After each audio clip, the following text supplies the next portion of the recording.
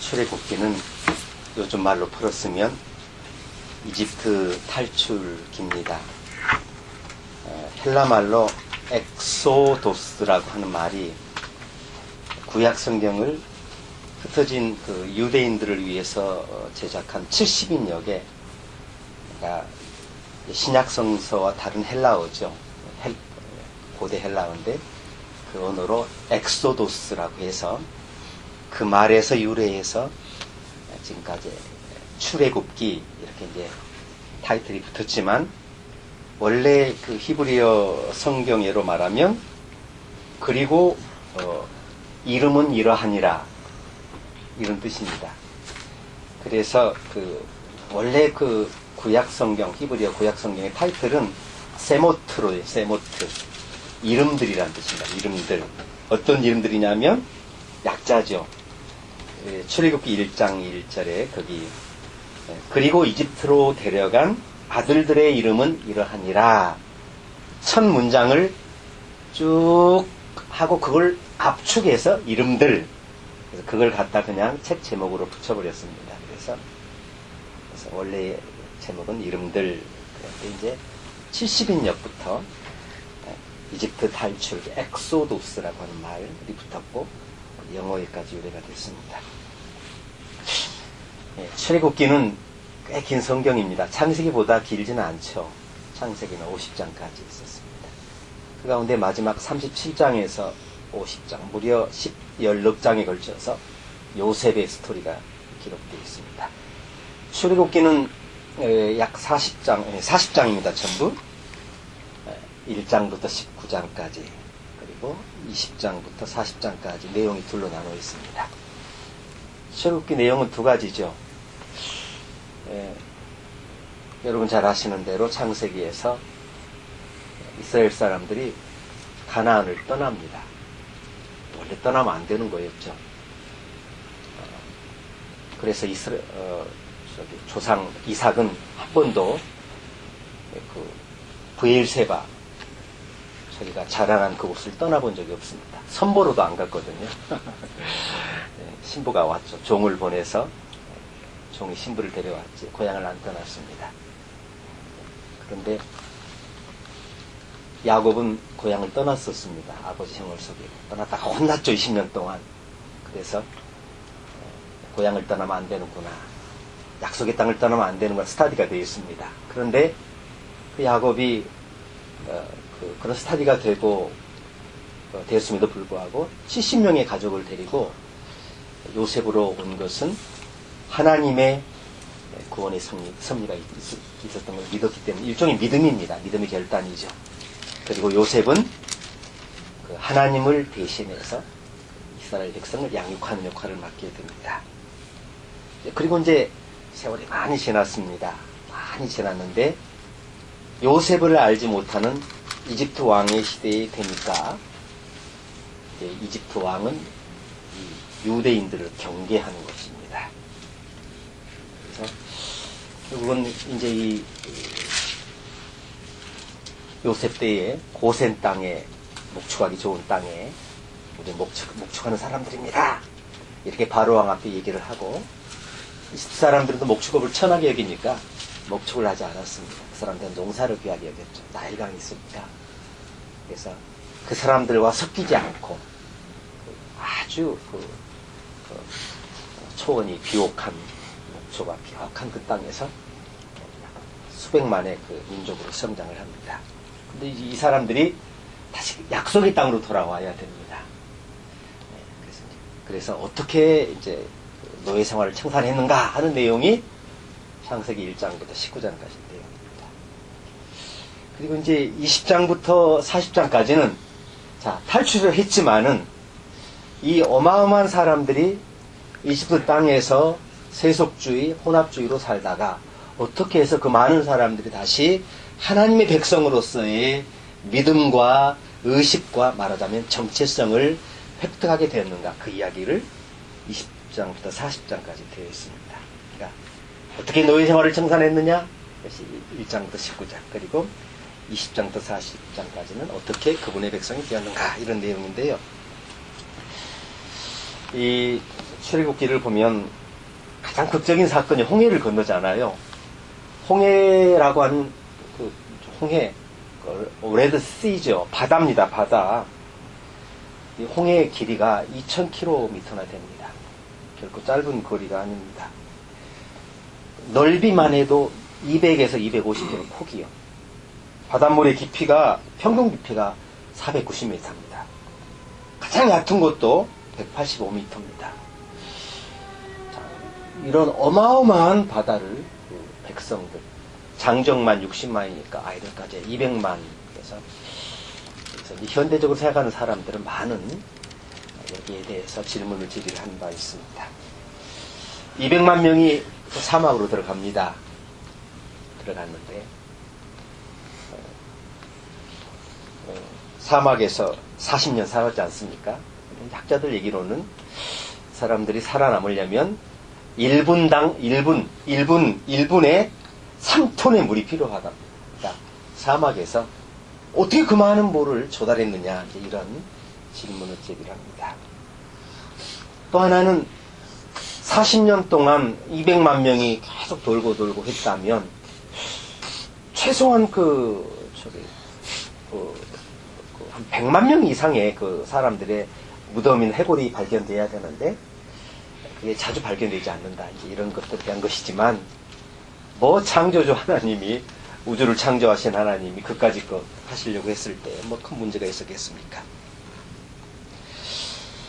근데 출애굽기가 왜 중요하냐 하면 이스라엘 사람들이 어려운 일을 겪을 때마다, 특별히 큰 어려움을 겪을 때 있지 않습니까? 나라를 빼앗겼을 때, 완전히 잃어버렸을 때, 그럴 때 항상 이 사람들은 출애굽기를 떠올립니다. 그래서 그 사람들의 자기 민족의 구원을 얘기를 할 때 언제나 이집트 탈출했던 그 사건을 이야기를 하면서, 예수님도 비슷한 얘기를 하셨습니다. 그래서 출애굽은 하나의 영적으로 그리스도인의 구원 사건으로 언급되기도 합니다. 출애굽기는 성경의 몇 번째 책입니까? 백나일 두 번째. 그 다음 세 번째 책 이름이 뭡니까? 레위기. 자, 이스라엘 백성이 시내산까지 가는데 불과 한 달밖에 안 걸렸습니다. 그런데 시내산 밑에서 몇 년 있었습니까? 1년 동안 머물렀습니다. 그 1년 동안 머물렀던 그 기록이 레위기의 기사입니다. 그러니까 시간적으로 보면 출애굽기는 이집트를 탈출해서 시내산까지가 1장부터 19장, 그리고 20장, 40장까지는 시내산 위에서 텐트 치고 1년간 산 기록입니다. 그러니까 레위기의 내용은 출애굽기 20장에 직접적으로 하나님이 이스라엘 백성에게 주신 말씀을 길게 풀어서 자세히 기록한 그런 것이고요. 민수기는 뭡니까? 민수기는 그러니까 창세기, 출애굽기, 레위기, 민수기, 신명기 5권의 책은 전부 모세가 지은 책인데, 그래서 모세의 5경, 모세의 5가지 정경이라는 뜻인데, 거기서 민수기는 제2의 모세 5경 안에 제2의 출애굽이에요. 1년 동안 그냥 텐트 치고 여기서 살아도 되겠다고 할 때 다시 여행을 떠납니다. 그게 민수기입니다. 그런데 여행을 떠나기에 앞서서 다시 이제 숫자를 세는 것입니다. 그러니까 시내산 밑에 도착했을 때 숫자를 세고, 떠날 때 숫자를 세고.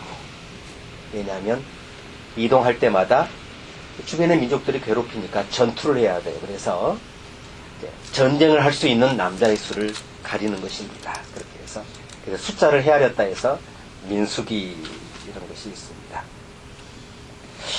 신명기는 뭡니까? 민수기는 제2의 출애굽기라고 하면, 신명기는 제2의 율법을 받는 이야기거든요.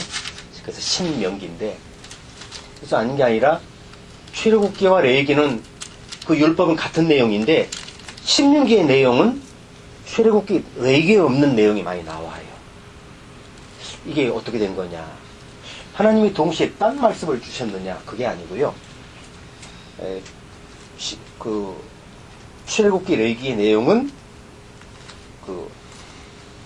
신의 산에 주신 율법의 내용을 구체적으로 조목조목 적은 거고요. 그 다음에 신명기는 한 세대가 지나고 나서 하나님 그때 그 율법을 주신 의도가 뭐냐, 목적이 뭐냐, 말하자면 일종의 신학적인 메시지가 들어가 있습니다. 율법에 주신 그 궁극적인 의도가 뭐냐. 그래서 신명기 이렇게 출애굽기는 민수기, 레위기, 민수기, 신명기와 아주 밀접한 연관이 이렇게 있습니다.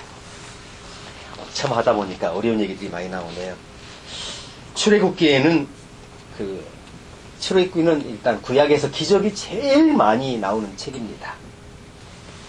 일단 출애굽기 시작할 때는 새 시대를 열면서 창세기도 마지막에 위대한 영웅의 이야기로 끝맺지 않습니까? 예, 요셉이 영웅이죠, 영웅이 된 거죠. 출애굽기 시작할 때 위대한 영웅이 출연해요. 그게 누굽니까? 모세의 탄생과 그리고 모세의 연단과 또 모세를 하나님 부르신 사건이 기록되어 있는데 그 이전에 또 이름 없는 여인이 등장해요. 아까 14절까지 읽고 말한 15절에 나온 십브라와 부와 두 산파. 왜? 이스라엘 사람들이 하도 번성하니까 남자를 낳으면 다 죽이라고 남자아이를 이스라엘 사람이 안 죽여요. 그래서 모든 낳는 자리에 두 산파가 가도록 명령을 내렸는데 산파가 가서 살려놓는 거예요. 히브리 아이들을, 이스라엘 아이들을. 왜 안 죽였냐 그러면은 그냥 이런저런 이유를 대해서 영웅들이죠. 이 두 산파 때문에 얼마나 많은 이스라엘의 히브리인들의 생명이 구원을 받았는지 몰라요. 그러니까 이름 없는 두 여성 영웅, 그리고 나서 보호받고 자라난 모세, 이렇게 해서 영웅이 이렇게 시작해야 하지만 거기에는 이제 많은 기적들이 나오죠. 처음 기적은 누구를 통해 나타납니까? 모세를 통해 나타나죠. 하나님 모세를 부르실 때 불에 타지 않는 나무가 있어요. 가시나무니까 잘 탈 거 아닙니까? 그런데 불이 붙었어요. 산불이 나면 큰일 나잖아요. 양을 치는 목동이니까 불 끌러 갔는데 내가 선 땅은 거룩한 곳이니 네 발에 슬리퍼를 벗어. 예수님 하나님 말씀을 누굽니까 했더니 나는 야훼다. 나는 스스로 있는 자다. 예. 그러니까 벌써 이제 기적 아닙니까? 나무가 타지 않아. 그러니까 하나님 됨을 모세가 마음속에 의심하는 것을 보고서 지팡이가 또 뱀이 되게 하시고 손에 문둥병이 걸렸다 금방 낫게 하시고 계속적으로 기적이 일어나요. 나중에 또 바로에게 가서 내 백성을 네가 풀어주라, 얘기해라. 갔는데 풀어줍니까? 안 풀어주죠. 10가지 재앙이 쫙 등장하지 않습니까? 얼마나 많은. 그리고 광야 40년의 생활이 매일 하나님이 푸드트럭을 만나와 메추라기로 단백질과 탄수화물을 그냥 계속 그냥 하늘로 그냥 땅으로 그냥 보내시는 거예요. 식수를 공급하시고. 40년의 생활이 기적의 생활이었습니다. 자, 근데 참 재밌는 것은 기적이 많은 사람들이 잘 믿을 것 같은데 기적을 제일 많이 본 사람이 누구냐면 바로인데요. 기적을 볼수록 어떻게 됩니까? 강팍해요. 구약에 기적이 많았던 세대가 3번 있었죠. 신구약에. 언제입니까? 바로 이 광야 시대. 두 번째는 엘리야에서 엘리사 이르는 시대. 거기 보면 하늘에서 막 불이 내려가지고 제단에 불을 막 사르잖아요. 예. 엘리야의 제단에는 불이 내려가지고 재물을 사르지만 바알과 아스라의 선지자들의 제단에 불이 내려오지 않죠. 엘리사 시대에는 또 막 뭡니까? 무거운 도끼가 그냥 물 위에 떠오르잖아요. 기적이. 근데 그 시대 왕이 이스라엘 아합인데 이스라엘 왕 가운데 제일 악한 왕이에요. 보면은 기적을 많이 본다고 해서 믿음이 자라는 것 같지는 않아요. 여러분, 기적은 뭘 말합니까? 기적의 의미가 뭡니까? 기적은 지금 이 자리에 하나님의 임재하심을 말씀합니다. 그래서 믿음은요, 하나님의 기적, 하나님의 임재를 보았다고 해서 믿음이 들어가는 게 아니에요. 그래서 이 출애굽기의 내용을 보면 하나님께서 이제 이들을 구원하는 사건에 이제 전개가 돼요. 그건 뭐냐면 하나님과 그 이스라엘 백성 간의 언약이 시내산 밑에서 이제 언약이 이루어지는 것입니다. 네, 출애굽기에는 그 5개의 신학적인 메시지가 있습니다. 기억해 두시면 좋습니다. 이런 관점을 가지고 읽으면 좋은데, 일단은 제일 가장 잘 인용되는 게 해방. 좀 진보적인 학자들은 그 정치적 해방을 얘기를 합니다. 이스라엘의 해방을 그 독재로부터의 그 정치적인 자유 해방 이쪽으로만 해석하는데 저는 잘못됐다고 생각을 합니다. 이것은 영적으로 죄와 지금까지 나를 속박했던 세상의 굴레로부터 참 자유를 얻는 하나님의 구원 사건을 의미하는 거고요. 해방이 이제 가장 첫 번째 이슈고, 두 번째는 하나님을 아는 지식이 중요하다는 교훈을 줍니다. 세상에 많은 신들이 있지만, 애굽의 신들이 있지만, 금송아지 신이 있지만, 바알과 아세라 신이 있지만, 여호와만이 우리의 하나님이시다. 이것을 아는 것이 가장 중요한 겁니다. 그래서 하나님과 이스라엘 백성 간에 언약을 맺으시면서 율법을 주신 제일 첫 번째 뭡니까? 제일 첫 번째가 하나님 한 분만을 하나님으로 고백하고 섬기는 그것을 주십니다. 세 번째 주신 것은 뭐냐면 율법을 주시죠. 율법. 율법은 뭡니까? 하나님의 관심은 우리의 예배뿐만 아니라 삶의 모든 영역에서, 그리고 이렇게 살아야 하나님 백성이다라고 지침을 주시는 겁니다. 그러니까 율법은 하나님 그 구원받은 백성들의 삶을 하나님께 이렇게 드리겠습니다 하는 다짐을 이렇게 드려야 한다라고 하나님 지침을 주시고, 또 백성들을 이렇게 살겠습니다라고 다짐을 한 사건, 이것이 율법이고요. 언약은 또 뭐? 언약은 결혼식을 할 때 옛날에는 반지, 성경책 이런 거였는데 요즘 반지 주고 받나요? 한국에 반지 주고 받나요? 네, 반지의 의미가 뭡니까? 그것은 서로 간에 그 헌신을 의미하죠. 서로 간에 절대적으로, 무조건적으로 헌신한다는 의미 아닙니까? 그러니까 인간만 헌신하는 거 아니고, 하나님만 헌신하시는 게 아니고, 쌍방간에 서로 절대적으로, 무조건적으로 신뢰하고 사랑과 헌신한다, 이런 의미에서 언약을 주시고요. 마지막에 임재. 하나님의 임재. 이것은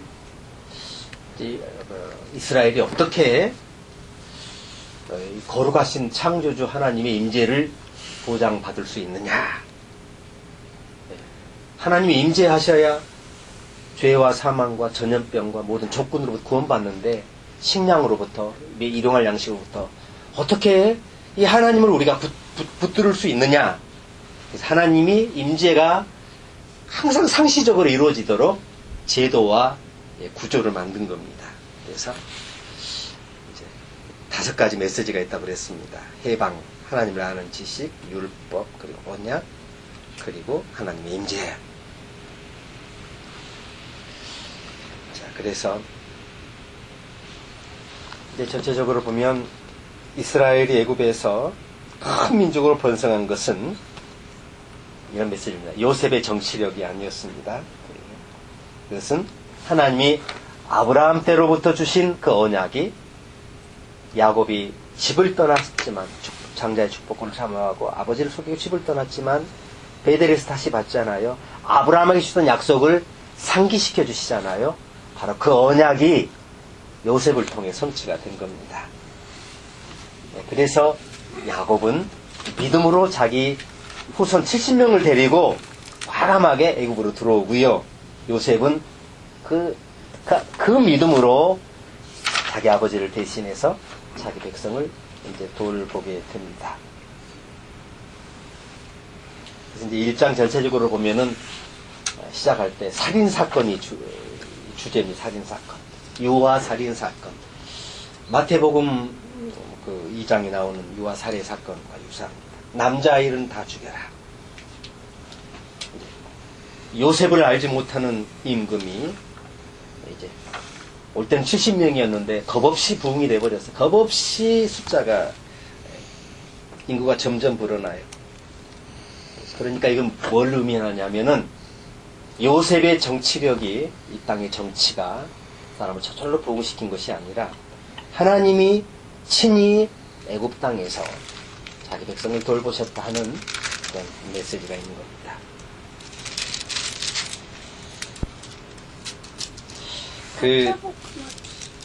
왜 이스라엘 백성이 고난 받느냐 하는 문제는 오늘 본문을 다 읽지를 못했습니다. 1장의 중요한 내용인데 사도행전 7장에 보면 스데반 집사가 이제 순교하잖아요. 순교할 때 이 구약의 이 스토리를 설교를 해요. 쭉 긴 설교를 하는데 스데반 집사님이 죽으면서 뭐라고 설교했냐면 요셉을 알지 못하는 새 왕이 일어났다. 요셉을 알지 못하는 왕, 이 뜻이 뭐겠습니까? 새 왕의 정책을 얘기한 겁니다. 새 왕의 정책은 뭐냐면은 요셉을 알지 못하는 정책, 요셉을 인정하지 않는 정책. 마치 요즘 그 트럼프 대통령 보는 것 같습니다. 오바마를 모르는 정책, 오바마를 인정하지 않는 정책. 그렇게 이제 일을 하시면 새 왕이 일어났다는 의미입니다. 요셉을 인정하지 않는 왕의 정책은 뭐냐? 이스라엘의 번성을 반대한 겁니다. 자기 나라 안에 들어온 이주민들이 자기들보다 커서 그 이니셔티브를 잡는 것을 용납할 수 없다는 겁니다. 그런데 또 하나 이제 여기까지는 트럼프하고 같아요. 그런데 또 하나는 애굽에서 떠나는 것을 두려워한다고 하는 것은 지금 트럼프 대통령하고 확실히 다른 것 같아요. 노동력이 필요한 겁니다. 노동력이. 트럼프 대통령은 이주민들이 더 하이 클래스의 그런 교육을 받고 더 높은 임금을 받고 미국 이민 정책을 악용하고 있는 것에 대한 그런 반발을 정책으로 삼는 건데 여기 요셉을 알지 못하는 왕은 이스라엘을 애굽의 노예 노동력, 그러니까 임금을 주지 않는 노동력이니까 이제 붙잡아둘 수 있는 겁니다. 여기 8절을 보니까 요셉을 알지 못하는 새 왕이 일어나서 이집트를 다스리게 되었다. 그 왕이 자기 백성에게 말하였다. 곧 이스라엘이 우리보다 수도 많고 힘도 강하다. 그러니 이제 우리는 그들에게 신중히 대처해야 한다. 이것도 이제 트럼프 대통령하고 다른 것 같아요. 트럼프 대통령은 아주 강공 드라이브를 하는데 이 바로 왕은 신중히 대처한다. 근데 전쟁이라도 일어나는 날에는 그들이 우리의 원수들과 합세하여 우리를 치고 이 땅에서 떠나갈 것이다. 그러니까 이 이집트 왕은 이 사람들이 힘도 많고 세진 건 두렵지만 떠나는 것은 절대로 반대하는 그런 왕. 이것이 요셉을 모르는 왕의 정책이었습니다.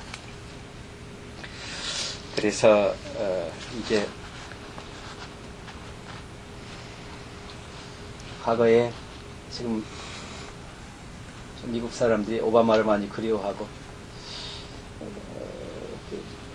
그 당시 요셉이 총리로 있었을 때는요, 요셉의 애굽의 이름이 있었죠. 왕이 지어줬습니다. 사브낫 바네아, 세상의 구원자. 비록 이방인이지만, 이주자지만, 이민자지만 애굽의 왕 바로가 그를 애굽의 구원자라고 부를 만큼 이민자들을 환영했어요. 세상의 보호자, 구원자 그런 의미로. 그래가지고 이집트 계급의 가장 최고의 우리 막 진골에 해당되는 제사장의 딸을 아내로 주었어요. 그래서 족보를 다 세탁해주고 말이죠. 온 애굽 사람이 요셉에게 복종하게 했습니다. 그렇지만 요셉의 소망은 아버지 야곱으로부터 스타트한 게 있잖아요. 절대로 애굽에 동화되면 안 된다. 정체성을 지켜야 된다. 약속의 땅도 돌아가야 된다. 그래서 죽으면서 입관 예배는 했어요. 하관 예배 안 하잖아요. 하관 예배는 언제라도 뒤에 약속의 땅을 묻어달라. 그래서 이게 자기 후손들에게 이제 정체성을 주는 거예요. 자기 아버지 야곱에게 받은 그 믿음을 가지고 내가 죽으면 너희들이 나갈 때 내 해골을 메고 나가라. 참 무서운 유언입니다. 그런데 요셉을 알지 못하는 세 왕의 정책은 이제 하나님의 언약 그리고 그들을 과거에 구원했던 요셉의 소망을 거절하는 것으로 사용하는 것입니다. 이럴 때 하나님이 쓰시는 사람, 맨 첫 번째 나타나는 사람들이 무명의 두 여인 히브리 산파 십브라와 부하. 남자아이는 죽이라. 그런데 이 사람들 특징이 뭐냐면 하나님을 두려워하는 사람들. 그리고 왕의 명령을 어겼어요. 왕보다 하나님을 더 두려워했어요. 그랬더니 하나님이 그 은혜를 베풀었어요. 왕의 명령을 거절했는데도 왕이 손을 대지를 못해요. 뭘 말하느냐. 하나님은 믿음의 백성과 함께 하시고 믿음으로 봉사하는 그분을 기억하시고 생명을 지키시고 그의 일거수일투족을 지키시는 하나님이신 것을 말씀을 합니다. 남자아이는 죽이고 여자는 살려라. 그런데 하나님을 경외함으로 여자도 당연히 살리고 남자도 다 살렸다. 왜 남자아이가 살아있냐? 그 히브리 여인들이 몸이 튼튼해서 가보면 벌써 낳고 없더라. 그 많은 사람들 우리가 어째 정시에 도착할 수 있냐 이런 변명을 했는데 이것이 통했다는 겁니다. 아마 지금도 아랍 여성들이 아이를 잘 낳는 그런 속설은 있긴 합니다. 어쨌거나 거짓말을 했지만 왕이 감히 산파에게 손을 못 댔습니다. 결과적으로는 요셉을 인정하지 않는 세 왕의 정책은 영적으로 가나안 약속의 땅에 세우시려는 하나님의 나라를 방해하려는 그런 것이었습니다. 그것이 요셉을 알지 못했다는 의미입니다. 그러니까 그 노예로 붙잡아 두려는 그런 정책, 남아의 출산을 제한하려는 정책, 그것이 남아를 살해하려는 그런 정책들인데 드디어 1장 마지막에 보니까 남자아이는 다 죽여라. 예수님 당시에 아주 어둠이 절정이 달았을 때 유다왕 헤롯 때와 얼마나 똑같은지. 그래서 이 시대의 진정한 용기를 가진 진정한 믿음의 사람은 누구여야 하느냐? 십브라와 부하. 우리는 이걸 기억해야 돼요. 모세가 있기 전에 이 위대한 여성들이 있어. 무명의 여인들. 믿음으로 하나님을 경외해서 새로운 시대를 연 위대한 여인들. 어쩌면 이 사람들이 출애굽기의 진정한 이런 그 믿음의 영웅들이라 생각을 하면서 우리가 이렇게 이름이 드러나지 않는 이런 시대를 또 지나고 있지만 오늘 저와 여러분이 우리 지금 시대가 요셉을 알지 못하는 시대 아닙니까? 요셉을 알지 못하는 시대에 어떤 미국 민주주의가 전임 대통령이 후임 대통령에 대해서 직접적으로 공격하고 그리고 또 데몬스트레이션을 격려하는 이런 미국 정치사에 처음 나타난 일인데 앞으로 미국이 이 혼란을 극복하도록 요셉을 알지 못하는 새 왕, 잘 모릅니다. 트럼프가 어떤 대통령이 될 수 있을지. 이 시대에 대해서 우리 기독교인들이 책임 있는 것 같아요. 저와 여러분이 십브라와 부하 같은 이름 없는 존재일지라도 우리는 얼마든지 하나님을 경외하는 그 믿음으로 시대를 일궈낼 수 있습니다. 시대를 여는 등불 뗄 수 있습니다. 이것이 오늘 처음으로 주시는 출애굽기 우리에게 주시는 메시지인 줄 믿습니다.